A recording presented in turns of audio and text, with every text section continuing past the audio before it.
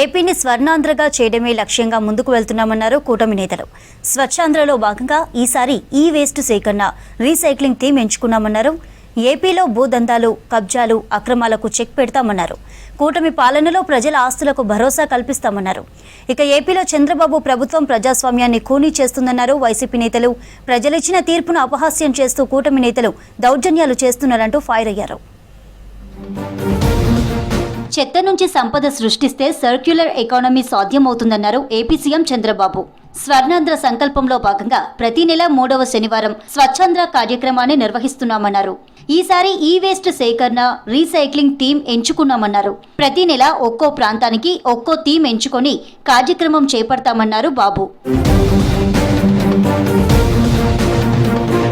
భూదందాలు చేసినా, తప్పుడు దస్తావేజులు సృష్టించినా, కబ్జాలకు పాల్పడ్డా సహించేది లేదని హెచ్చరించారు AP deputy CM Pawan Kalyan.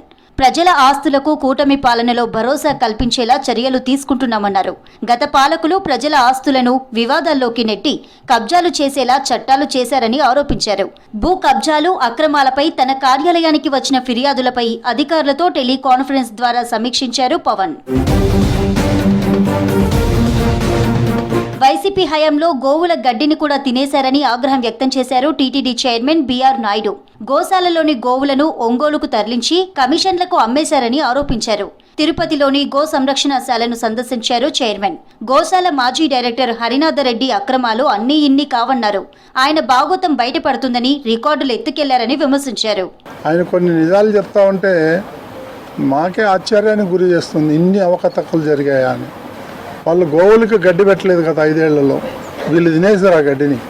ఇక్కడ ఉన్నటువంటి ఎవరైతే డొనేషన్ ఇస్తారో ఆ ఆవులందరినీ పోయి ఒంగోలు అమ్ముకున్నారు.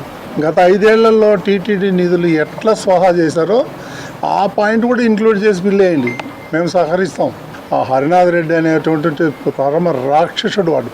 చంద్రబాబు రాష్ట్రంలో ప్రజాస్వామ్యాన్ని ఖూనీ చేస్తున్నారని ఆరోపించారు మాజీ సీఎం జగన్. చంద్రబాబు చేస్తున్న దుర్మార్గపు రాజకీయాలకు ప్రత్యక్ష సాక్ష్యం విశాఖ మేయర్ను పదవి నుంచి దించడమేనన్నారు. విశాఖ మేయర్పై పెట్టిన అవిశ్వాసం నెగ్గడంతో జీవీఎంసీ మేయర్ పదవి కూటమి నేతల చేతిల్లోకి వెళ్లిందని ఎక్స్లో పోస్ట్ చేశారు జగన్. గత 5 ఏళ్లలో జగన్ ప్రభుత్వం పోలీస్ శాఖలో నియామకాలు చేపట్టలేదన్నారు హోంమంత్రి అనిత. వైసీపీ నాయకుల అసభ్యకర వ్యాఖ్యలు, విమర్శల తీరు వారి సంస్కారానికి నిదర్శనమన్నారు. వైసీపీ చర్యలకు కాలమే సమాధానం చెబుతుందన్నారు. చట్ట ప్రకారం శిక్షించడంపై మరింత దృష్టి పెడతామన్నారు. గుంటూరు రేంజ్ పరిధిలోని పోలీసు ఉన్నత అధికారులతో సమీక్ష నిర్వహించారు హోంమంత్రి అనిత.